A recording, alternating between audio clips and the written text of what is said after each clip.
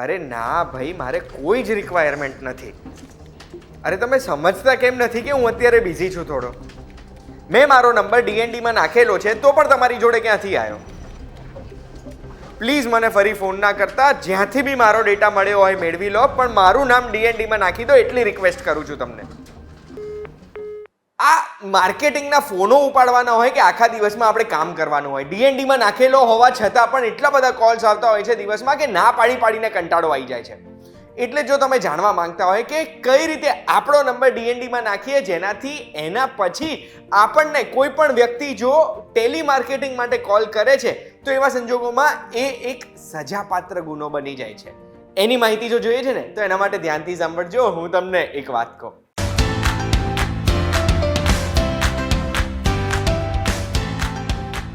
એક વાત કહુંમાં આપનું સ્વાગત છે. મારું નામ છે ગુંજ ઠક્કર અને કોઈ પણ વ્યક્તિ આપણને હેરાન કરે ને એનાથી એક લેવલ ઉપર આપણને હેરાન કરતા હોય છે પેલી મફતમાં લોન આપતી કંપનીઓ, કે પછી આપણા વાહનની સર્વિસ માટેના કોલ્સ, કે રેન્ડમ ફોનો આવે બિનજરૂરી વાતો કરવા માટે કે અમારી આ પ્રોડક્ટ ખરીદો, પેલી પ્રોડક્ટ ખરીદો. એટલે સૌથી પહેલા તો આ માર્કેટિંગ કોલ્સ બંધ કરવા છે તો જે રેજિસ્ટર્ડ ટેલી માર્કેટિંગ કંપનીઝ છે ને એમને આપણે ના પાડવી પડે. એ રેજિસ્ટર્ડ ટેલી માર્કેટિંગ કંપનીઝને ના પાડવા માટે આપણા દેશમાં ટ્રાય એ નિયમો બનાવેલા છે અને ના પાડવા માટે આપણે ખાલી ડીએનડી એક્ટિવેટ કરાવવાનું છે. તો પહેલા હું તમને એ કહીશ કે ડીએનડી કઈ રીતે એક્ટિવેટ કરવાનું, અને પછી હું તમને એ કહીશ કે ડીએનડી એક્ટિવેટ કરાવેલું હોય તો પણ જો તમને કોલ આવે છે તો કઈ રીતે કમ્પ્લેન્ટ કરીને એ પાર્ટીનો નંબર તમે તરત જ બંધ કરાવી શકો છો અને 2 વર્ષ સુધી એ નવો નંબર લઈ પણ નહીં શકે.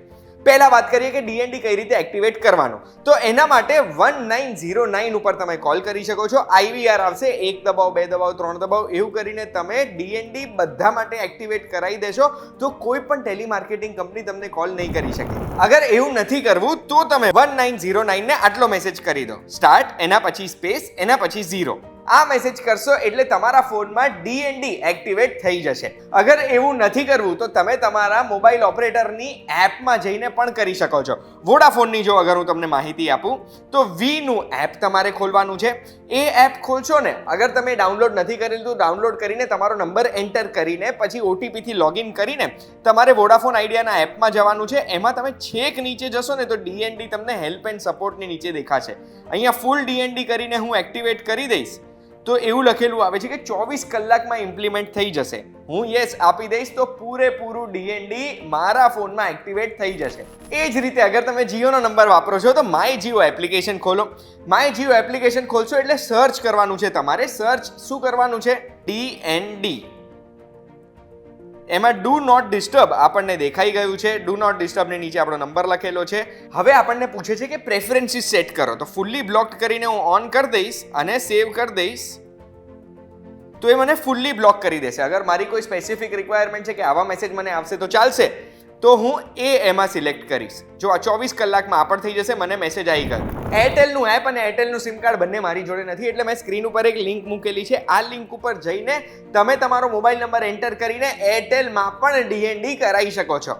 હવે માની લો આ રીતે આપણે ડીએનડી એક્ટિવેટ કરાવી દીધું છે, પછી પણ કોઈ પણ કંપનીમાંથી આપણને આવા માર્કેટિંગના ફોન આવે છે તો કઈ રીતે કમ્પ્લેન્ટ કરવાની? હવે આ જે કોલ્સ આવે છે ને એને અનસોલિસિટેડ એટલે માંગ્યા નથી તેવા કમર્શિયલ કમ્યુનિકેશન કહેવાય, એટલે સ્પેમ કોલ્સ કહેવાય, યુસીસી કહેવાય. અને યુસીસી માટે ટ્રાય એ ઘણા બધા રેગ્યુલેશન્સ બહાર પાડ્યા છે અને એ રેગ્યુલેશન્સના આધારે જો અગર આપણે ડીએનડી એક્ટિવેટ કરાયું છે એના 7 દિવસ પછી આપણને આવો કોઈ પણ કોલ આવે છે યુસીસી કોલ એટલે સ્પેમ કોલ કે અમારું પ્રોડક્ટ લઈ લો, અમારી આ વસ્તુ લઈ લો, પેલી વસ્તુ લઈ લો, તો એવા સંજોગોમાં આપણે કમ્પ્લેન્ટ કરી શકીએ છીએ અને એમનો નંબર બ્લોક કરાવી શકીએ છીએ. એટલું જ નહીં, 2 વર્ષ સુધી નવો નંબર એમને ઇસ્યુ ના થાય એવું પણ કરાવી શકીએ છીએ. હવે આ કમ્પ્લેન્ટ કરીને પહેલા એક વસ્તુ યાદ રાખવાની છે કે આપણે 3 દિવસની અંદર આપણને જે મેસેજ કે ફોન આવે એના 3 દિવસની અંદર આ કમ્પ્લેન્ટ કરવાની છે. કમ્પ્લેન્ટ કઈ જગ્યાએ કરવાની છે? તો સૌથી પહેલું ઓપ્શન છે એન્ડ્રોઈડમાં આપણી પાસે ટ્રાયનું ડીએનડી 3.0 એપ્લિકેશન છે, એ ડાઉનલોડ કરીને એમાં કમ્પ્લેન્ટ કરી શકીએ. એના સિવાય ઉમંગ એપ્લિકેશનમાં પણ જઈને આપણે ટ્રાયની પેજમાં જઈને કમ્પ્લેન્ટ કરી શકીએ છીએ. પ્રોબ્લેમ એ છે આ બંને અત્યારે સર્વર ડાઉન બતાડે છે. ત્રીજો ઓપ્શન છે cms.try.gov.in.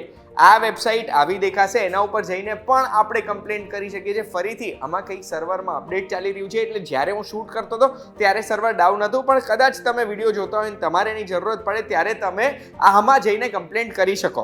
ચોથો ઓપ્શન પણ છે આપણી જોડે એસએમએસનો.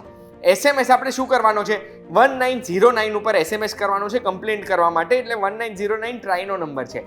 કમ્પ્લેન્ટ શું કરવાનો છે ધ UCC એટલે જે અનસોલિસિટેડ કમર્શિયલ કમ્યુનિકેશન જેણે કર્યું ને એ ધ UCC લખવાનું, પછી કોમા છોડવાનું, પછી 10 ચોકડી તમને દેખાય છે અહીંયા, કાં તો 10 આંકડાનો ફોન નંબર એન્ટર કરવાનો, કાં તો પછી જે SMS માં હેડર આવે છે ને એટલે હેડરમાં અલગ અલગ કંપનીનું નામ આવે AB-ABC123 કરીને જે બી હેડર આવે છે ને એ હેડર એન્ટર કરી દો, કોમા કરો, પછી સ્પેસ કરીને કઈ તારીખે તમને ફોન કે મેસેજ આવ્યો તો એ ડેટ લખી દો DDMMYY ફોર્મેટમાં. આટલું કરીને તમે 1909 પર મોકલી દેશો તો તમારી કમ્પ્લેન્ટ રજીસ્ટર કરી દેવામાં આવશે. અને જો 3 દિવસની અંદર કમ્પ્લેન્ટ કરી છે ને તો ચાન્સીસ છે કે આ જે UCC જે માધ્યમથી થયું છે એ માધ્યમને બ્લોક કરી દેવામાં આવે. આશા રાખું છું આ વિડીયોની માહિતી તમને કામમાં આવે, જેનાથી ફોકસ લગાડીને તમે મન દઈને કામ કરી શકો, કોઈ ડિસ્ટર્બ ના કરે. અને જે લોકો ડિસ્ટર્બ કરવાવાળા છે ને આ વિડીયો જોઈને એ લોકો ચેતી જાય, કારણ કે એમને ઘણી સજા અને ઘણું ફાઇન પણ થઈ શકે છે.